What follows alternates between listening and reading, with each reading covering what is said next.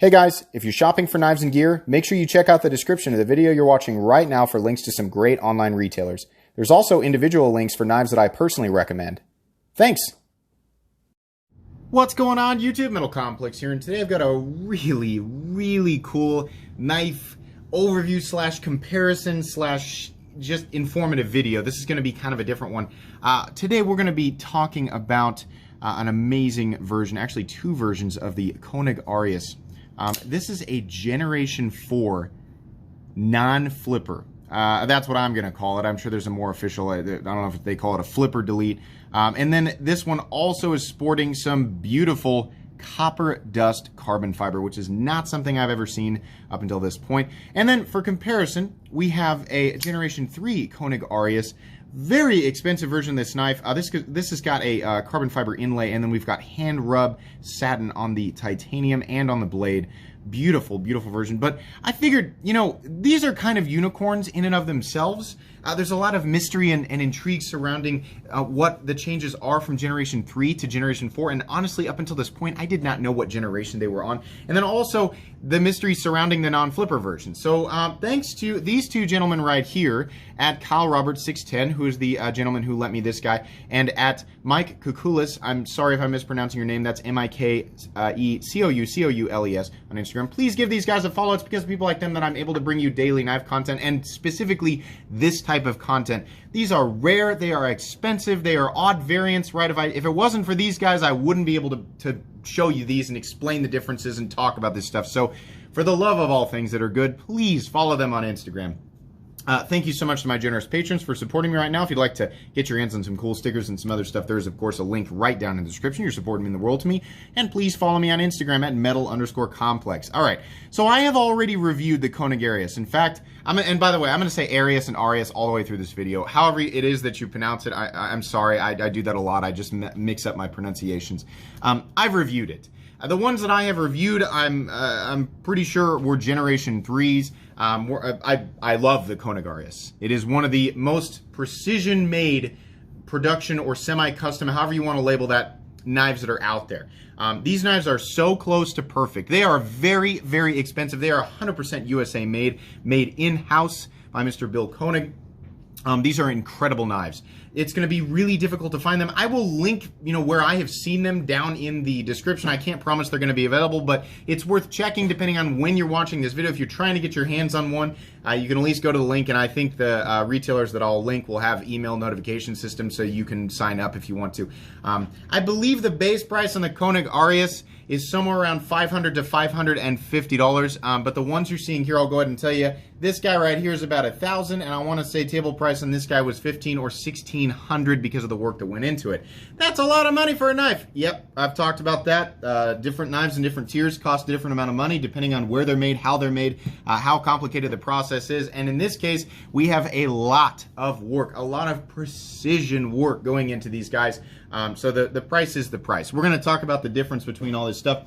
For those of you who did not catch my review, which you can go back and watch if you want to, favorite knives of all time and recommended knives, I believe these knives are listed in both playlists. The overall length of the Koenig Arius is coming in at 8.5 inches. Overall blade length is coming in at exactly 3.5. And your cutting edge, here's the interesting thing. On this guy, the cutting edge is coming in at about 3.25. On this guy, the cutting edge is coming in at 3 inches, and that's because we have an elongated forward choil here versus on the flipper variant. The flipper's there, and then you have just a sharpening choil. Let's go ahead and do some size comparisons real quick. We'll go ahead and put it up against the Ontario Rat Model 1. Rat 1 is coming in at 8.6 inches overall, so we're at a slight angle here. These knives are actually almost exactly the same length. I did just kind of snap the tip off of the Rat there, so we're missing just a little bit of the tip, but these are almost exactly the same length there. How about up against the Spyderco PM2? Spyderco PM2 is coming in at 8.3 inches overall. How about up against the Benchmade Griptilian, or in this case, the Ritter Hogue? Ritter Hogue is coming in at 8 inches overall. How about up against the Spyderco Para 3? Spyderco Para 3 coming in at 7.25 inches overall. And introducing the fifth size comparison knife. I got to throw this in here, the pickle knife. This is a Benchmade Griptilian, mini Benchmade Griptilian. I suppose I should go ahead and measure that because I always forget exactly how long this guy is. Mini Griptilian coming in at 6 3/4 inches overall. How's the action? I think we all know how the action is on this guy. If you don't know, Koenig Arius has a perfect fall shut action. Whether you're talking about the Generation 3, Generation 2, whatever, it doesn't really matter which generation we're talking about. The action on these guys is perfect. Now this one is a flipper, right? So you can use the flipper, which is tuned exactly right. You can use the little thumb opening slot thingy, and truthfully it's a little bit tricky to do it this way. It's better to do the reverse flick. On this guy, and I'll tell you guys, right now the detent feels almost exactly the same. It really doesn't, like if we're talking about hinderer knives, the difference between the flipper and the non-flipper versions, the detent really has to be lightened up on the hinderer ones because of the positioning of the thumb stud. And the thumb stud is positioned that way because it's an external stop. This does not have thumb studs or external stops. It has this opening hole, and you can engage it so low on the blade that even with the, I want to call this like mega heavy detent, but it's a fairly heavy detent, right? Even with that, you're engaging so low and getting, you know, the right amount of leverage, right? It's just designed properly. The detent didn't really need to be changed. If it was changed, it was so marginal that I'm not noticing it. So the action on both of these, honestly, if I owned one, I wouldn't want to use the flipper tab. The flipper tab is great, but I want to use that slot because I'm used to my Spyderco knives, and I like the reverse flick has become second nature to me. You know, at first it was kind of like, it was like a fancy trick that I did, but I found that actually pulling knives like this from my pocket, I just prefer to do this now. And it works beautifully. It's just an awesome, awesome version of this knife. The first time I saw it, I think, was on Dr. Frunke's channel. If you're not subscribed to Dr. Frunke, you should. He's awesome. And I was like, oh my gosh, of course, that would translate perfectly as a non-flipper. And it does. We will talk more about that here in a second. Carry profile. I know I'm doing all the stuff I did in the review, but this is technically a different knife. So I guess we're going to go ahead and do the full thing on it. Now this version of it is carbon fiber and titanium. You can get Generation 4s that are flippers and that are full titanium, right? I mean, this is just a specific variant of it. But whether you get carbon fiber or titanium, the thickness is going to be about the same. You can see that it's a little thicker than the Para 3. How about length and height up against the Spyderco PM2 and Para 3, two knives that are a bit awkward in the pocket. Nobody ever seems to complain about. Length is definitely longer than the PM2 and Para 3. Height, no, the PM2 is still definitely taller, and so is the Para 3. So you still have a nice amount of room to gain access to that little opening slot there without it having to be raised like it is on the Para 3 and PM2, so you don't have that awkward issue of height. Now here's the super interesting part. Actually, let's go ahead and get blade stock thickness on this guy. People periodically are like, how come you have that ugly tape on your calipers? Take that tape off. It's because of knives like this. I don't want to scratch up somebody else's knife just to get a measurement. No, I want it to be clean. 155 thousandths or so. Yeah, that's going to be the case on the blade. And the blade geometry or cutting geometry, for anybody who's like, oh my gosh, that's thick, I wonder if it can even slice. It's super thin behind the edge. We'll talk about that here in a sec. Let's do weight, because this is interesting. So one of the changes on Generation 4, get my flashlight out. You can pick up my flashlight down in the description if you want to. You can see there, we got milled pockets on the inside. Titanium side and the carbon fiber side. Whereas on the Generation 3, it is not the case. It is solid titanium all the way through. Yeah, there are pockets milled in this case for the carbon fiber to set into the titanium there. But how this translates, let's weigh this guy first. Here's the Generation 3 full tie with the CF inserts. If it's full tie with no CF inserts, it's probably going to be a little bit heavier. We're looking at 5.22 ounces, which is about the same as a Hinderer XM18, just standard, right? Full titanium is probably going to weigh about 5.5. Here's the Generation 4 with carbon fiber, solid carbon fiber on one side and titanium on the other, and everything is milled out.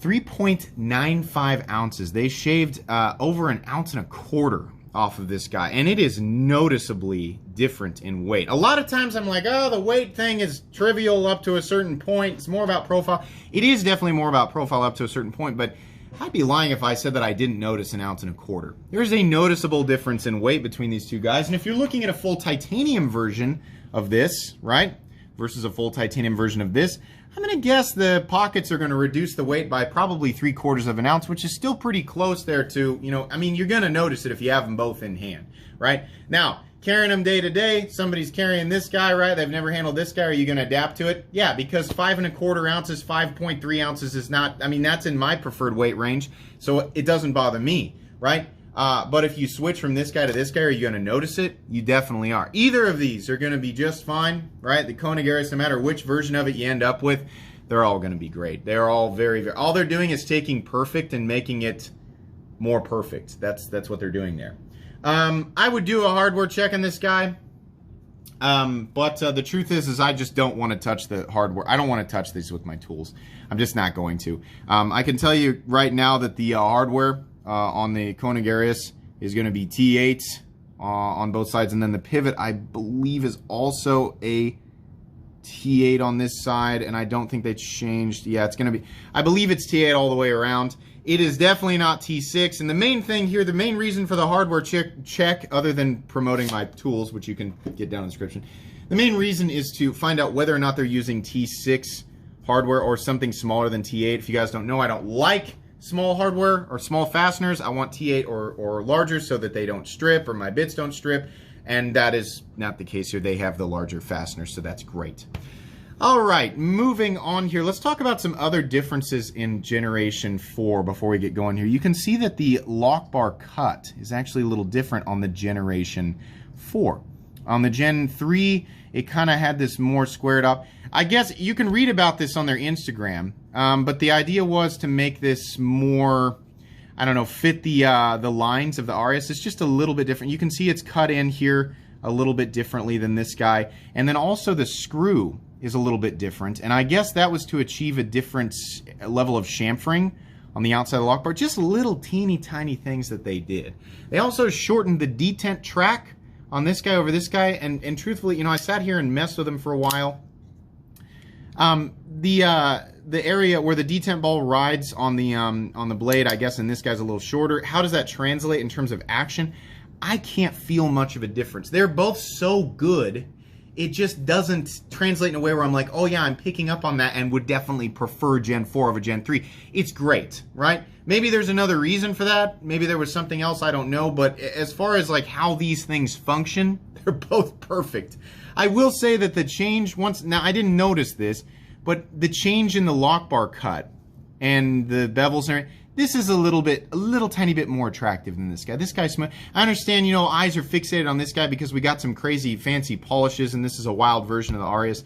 But you'll have to imagine here, whatever it is your dream version of this knife, the cutout on the Generation 4 is aesthetically preferable to this more blocky cutout on this guy. And the position of the screw, size of the screw head, right? The overall size of the fastener is smaller than this one, but the actual, I believe it's still a T8. So they did that so that they could shorten up the amount of space that it was taking up on the lock bar, and then they could get that bevel the way that they wanted to, or the chamfer the way that they wanted to. So that's interesting. But the biggest thing is on the inside, you know, the pockets that are milled out. And they also have the generational stamp in there, which I'm not sure we're going to be able to pick up. I don't know if it's actually on the carbon fiber or it's on the titanium side. I don't know if we're going to be able to see that, but you can see that there is apparently a stamp in there. And then I think actually we might I don't know if we actually have, yeah, there is a little bit of, you're not going to be able to see it, but on the inside of this Generation 3 there is some sort of date of birth or some information in there. In any case, these knives always come with a card, and the card has the information on it. So for example, this guy right here, you can see M390 6L4V tie, number 001. I don't know if it was like a special run with the inlay or what, but I mean, that's cool that you got number 1 in the run. And then this was born 5/27 of 19, signed Bill Koenig, KoenigKnives.com. You can check them out. Check out their website if you want to.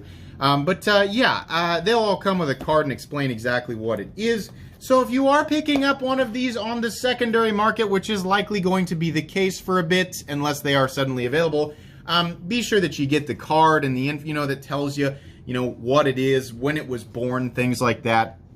The Gen 4s are not brand new, but they are fairly new, and they should come with cards saying, when it was, the date on it, things like that. You can check out the exact date, when they went live. Like, you can find out that information on Koenig's Instagram, which I'm wondering if they have it listed on the box. No, they don't. Koenig, you need to put your Instagram on the box if you don't do that. if you're not doing it already. That way people like me can promote your Instagram.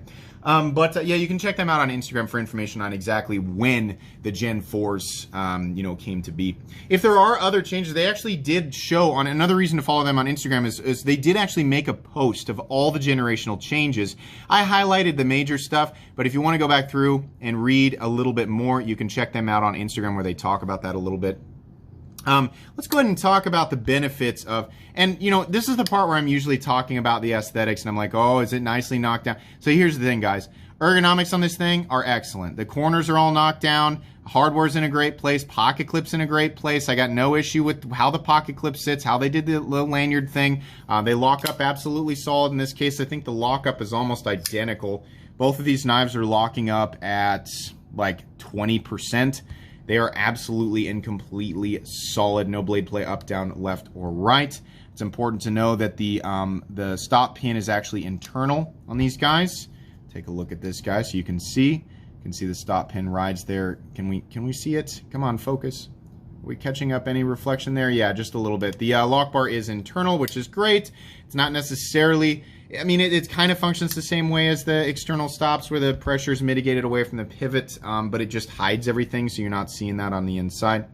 And then we talk about the blade, right, and the profile. How does the blade look? In this case, we kind of have a little bit of two-tone. We got a little bit more of a, I don't know if it's like a bead blasted or a vapor blasted blade, and then we have this sort of satin finish up here, and this guy's got hand rubbed satin and tumbled two-tone, right? Blade geometry, is it slicey? Oh my God, are these things slicey?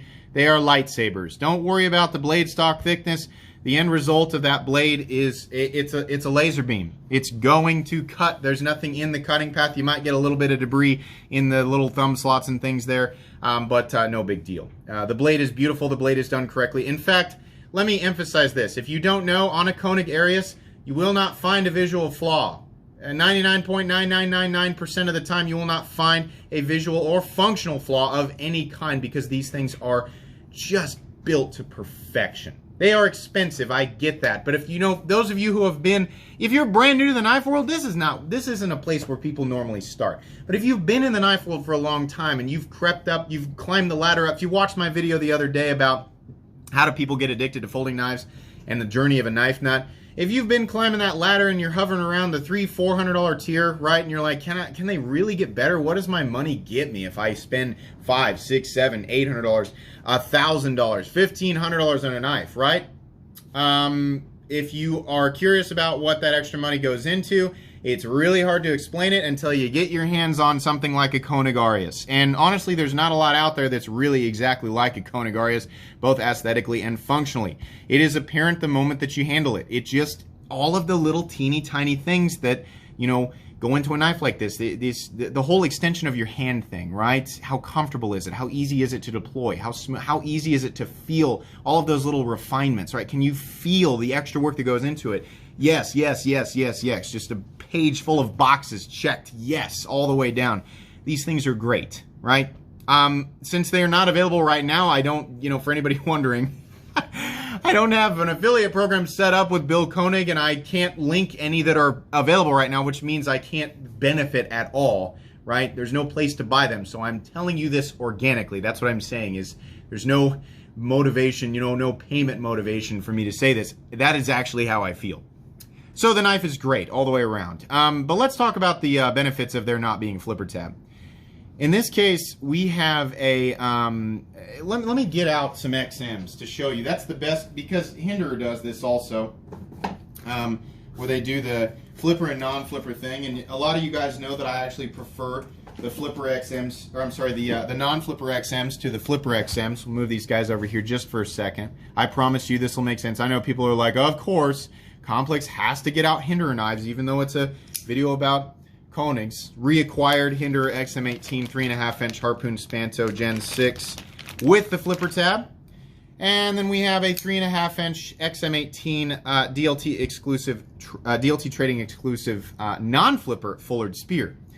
The benefit here between the two is with the flipper tab, these choils are exactly the same size, but with the flipper tab one, you're really crammed in here, right? I'm constantly, am I going to run my finger?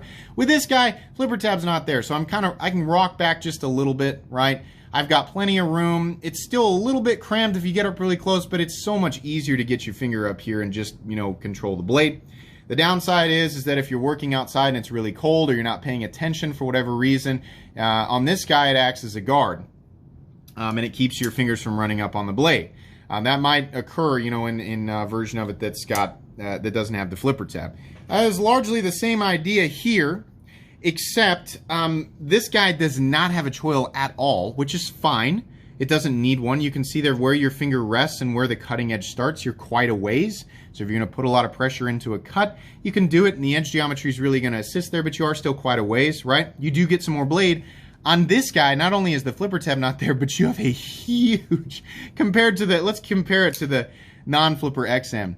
Much larger choil, much more room to get your finger in there, choke way up on there, and not only am I more comfortable in this guy than on the XM, but it also feels a little bit safer. So you can hold it back here in the traditional spot. Ergonomics are fantastic. Choking up on this guy though, oh boy, that is comfortable.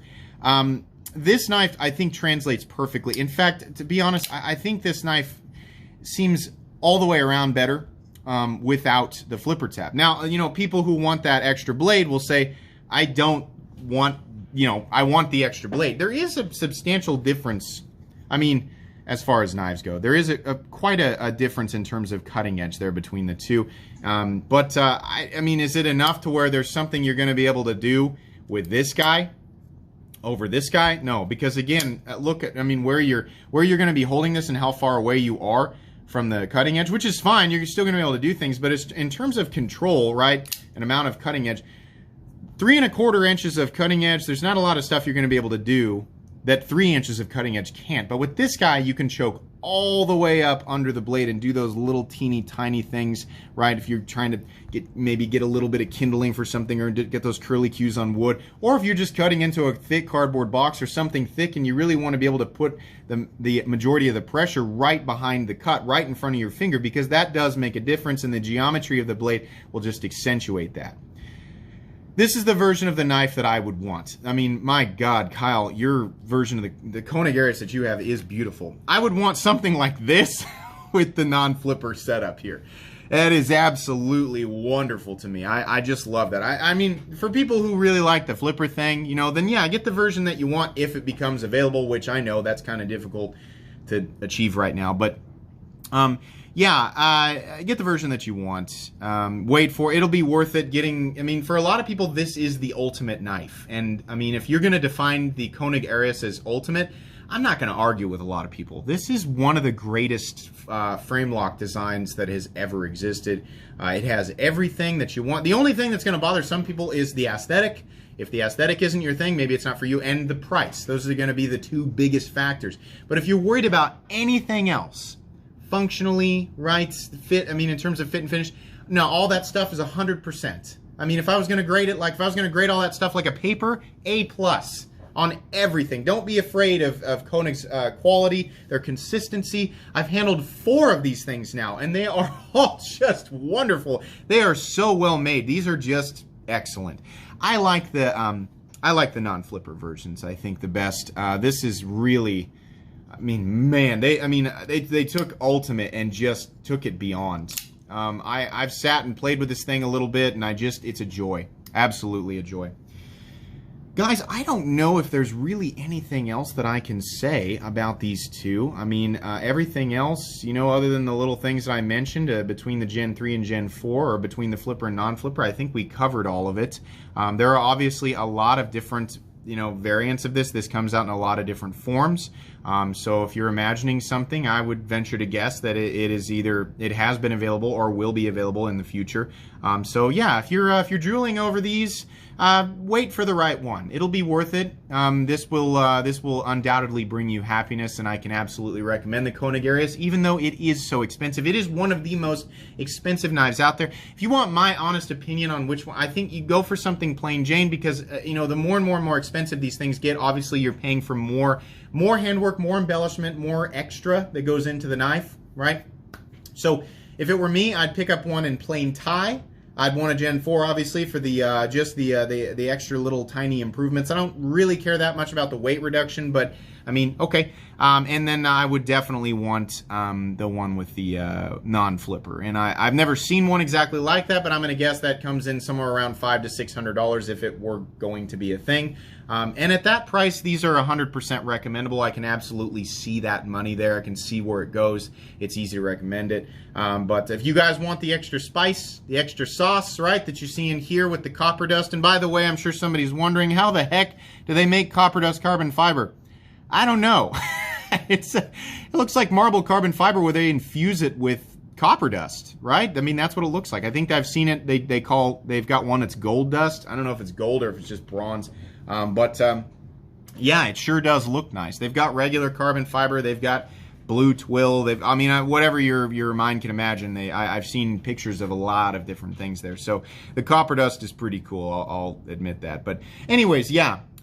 It's a recommended knife, and I hope that, I'm going to go ahead and put it on my I'm going to put it on my favorite knives of all time playlist, and then for people who watch it, you can get the clarification why it's not on most recommended, because this version of it is about $1,000, that's difficult to recommend. But anyways, all right, this is getting very rambly. We're at 25 minutes. Thank you so much again to Kyle Roberts 610 and Mike Kukulis on Instagram. Please give these guys a follow. And while you're there, you might as well follow me at metal_complex. That's going to be pretty much it today, guys. If you enjoyed this video, please leave a like. If you'd like to check out my other content, I do, of course, have lots of videos of knives that are either expensive or inexpensive that I do or don't like, so check those out. And if you enjoy all my content, go ahead and click on that Metal Complex logo right there and subscribe, because there's definitely more coming. Thanks again for watching, everybody, and have a great day.